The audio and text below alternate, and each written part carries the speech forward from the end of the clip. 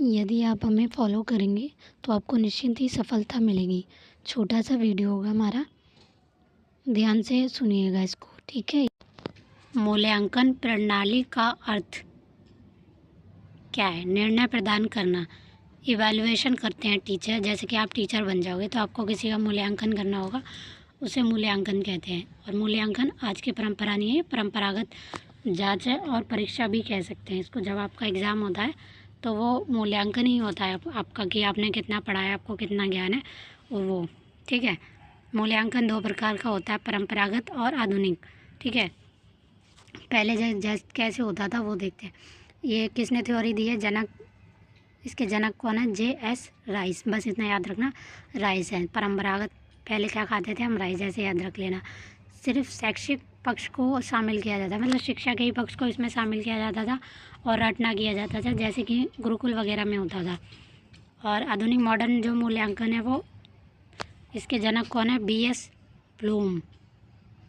पक्षों को शामिल किया जाए, इसमें जो शिक्षा के जो सभी पहलू हैं उसे शामिल किया जाता है। जैसे कि आपका जो एग्ज़ाम होता है आजकल बच्चों का, उसमें grade A, grade B, grade C, ये नहीं कि खाली उसकी पढ़ाई का किया हो गया हो, नहीं, उसका एक्स्ट्रा जो वो स्कूल कॉलेज में जो करता है, जैसे कि स्पोर्ट्स में भाग लेना, सॉन्ग वगैरह में एडिशनल जो भी चीज़ें होती हैं उसके, उस सबको ऐड कर लिया जाता है, उन सब पक्षों को शामिल किया जाता है इसमें, ठीक है।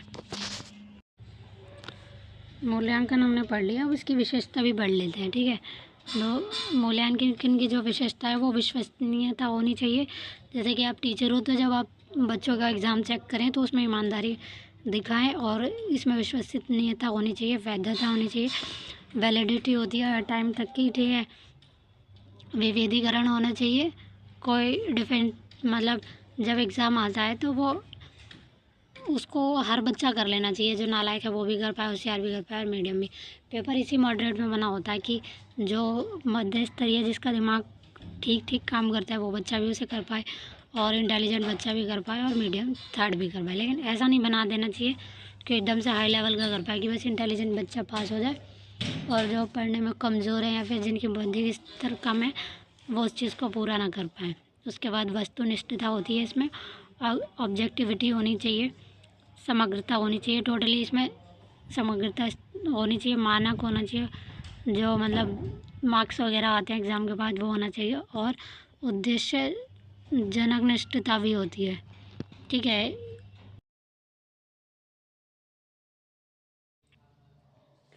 मूल्यांकन के प्रकार: परिणात्मक मूल्यांकन, मौखिक परीक्षा, लिखित परीक्षा और प्रायोगिक परीक्षा।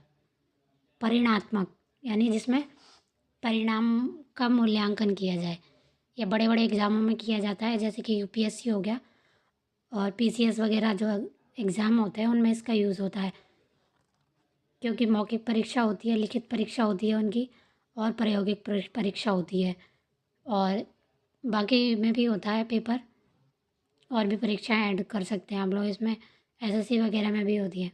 उसके बाद आता है गुणात्मक मूल्यांकन, जांच सूची से, अवलोकन से और व्यक्ति के अध्ययन से।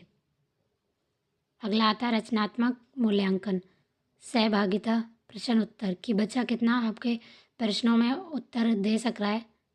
अगर आप क्लास में खड़ा होकर के अचानक पूछने लगो कि वो कितना है, उस आपके साथ कितना पढ़ाई में फोकस्ड है, इस चीज़ के बारे में पता चलता है। अगला है संज्ञानात्मक मूल्यांकन, ग्रेड पद्धति, जो कि आधुनिक युग में यूज़ की जाती है।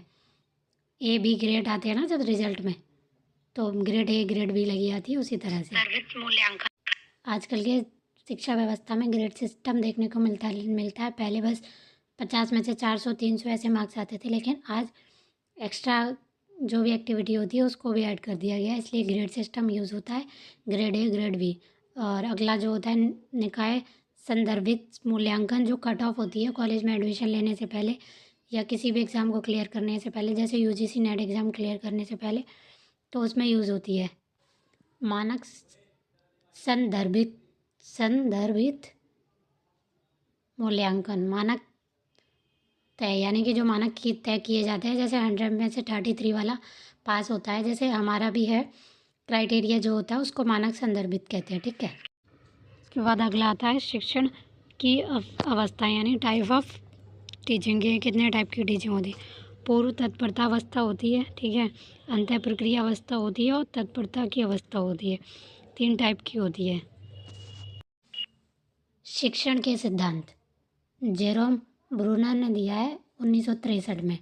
इसमें इन्होंने क्या कहा है, जो शिक्षा है एक और शिक्षा के परिणाम, दूसरी और विद्यार्थी की विशेषताओं का जो परस्पर संबंध है उसको स्पष्ट किया गया है। जो रिजल्ट आता है उसको, विद्यार्थी की जो विशेषताएं हैं, इन दोनों को परस्पर, नॉर्मल बात है जब विद्यार्थी अच्छा होगा जब भी उसका परिणाम अच्छा निकलेगा, अच्छा मतलब पढ़ने में अच्छा होगा, तो इसलिए इन दोनों में संबंध है परस्पर, ये उन्होंने स्पष्ट किया है जेरोम ने। और इसके सिद्धांत जो हैं वो इस प्रकार: अभिप्रेरणा का सिद्धांत, उद्देश्यों का निर्धारण, रुचि का सिद्धांत, पुनरावृत्ति का सिद्धांत, मनोरंजन का सिद्धांत।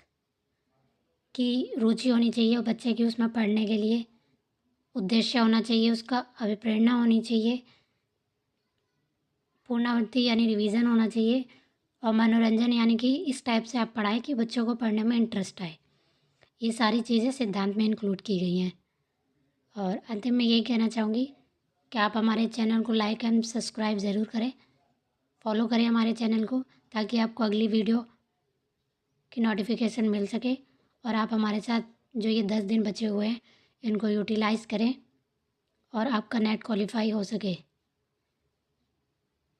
धन्यवाद।